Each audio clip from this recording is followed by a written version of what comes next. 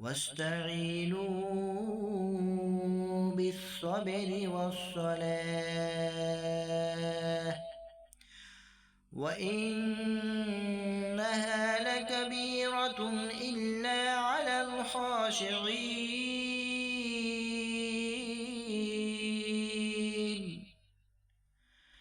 الذين يظنون أنهم ملاقو ربهم وأنهم إليه راجعون।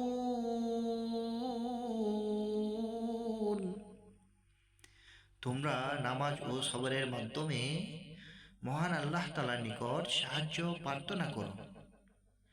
নিশ্চয় নামাজ বড়ই মুশকিল কাজ, কিন্তু ওইসব অনুগত্য লোকদের জন্য নয় যারা মনে করে শেষ পর্যন্ত আল্লাহ তাআলার নিকট ফিরে যেতে হবে।